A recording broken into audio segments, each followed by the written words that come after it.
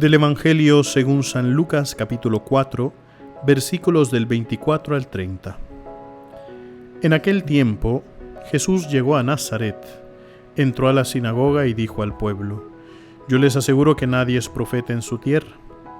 Había ciertamente en Israel muchas viudas en los tiempos de Elías, cuando faltó la lluvia durante 3 años y medio. Y hubo un hambre terrible en todo el país. Sin embargo, a ninguna de ellas fue enviado Elías, sino a una viuda que vivía en Sarepta, ciudad de Sidón.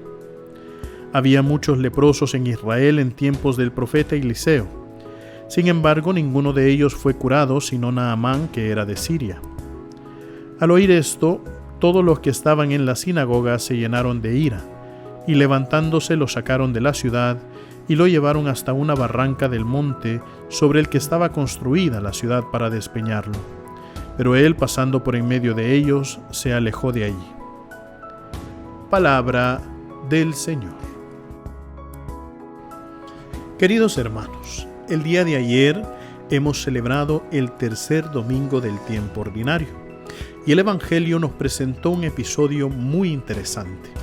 Era el momento cuando Jesús llega a Jerusalén, entra en el templo, encuentra las mesas de los cambistas, de los vendedores, se hace un látigo y empieza a darle vuelta a las mesas, empieza a tirar todo al suelo, a sacar a los vendedores, a los cambistas, y estos se enojan, ¿verdad? Y entonces los discípulos reconocen en ese gesto un pasaje de la Escritura que dice: el celo de tu casa me devora. Le hacen la pregunta a Jesús: ¿qué signo haces o qué autoridad tienes para hacer esto, verdad? Y entonces Jesús hace el anuncio de la resurrección. Destruyan este templo y en 3 días lo reconstruiré.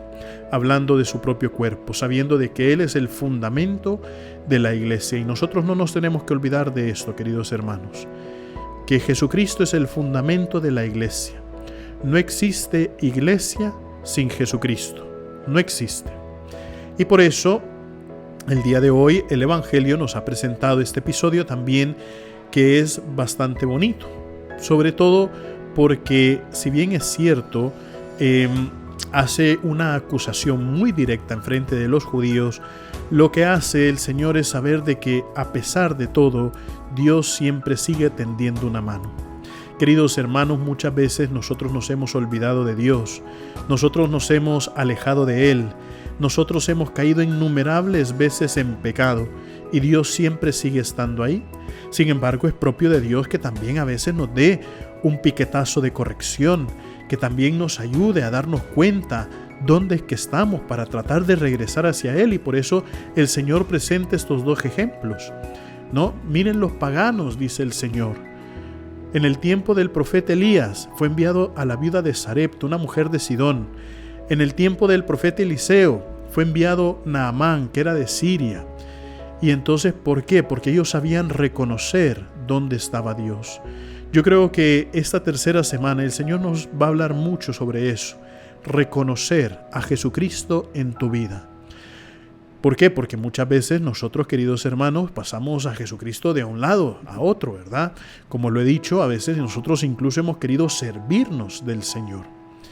Pero cuando aprendemos a reconocer dónde está Jesús, a reconocer al Señor en nuestra vida, entonces ahí nos damos cuenta verdaderamente qué tipo de acto interior tenemos que hacer para encontrarnos más y más con Él.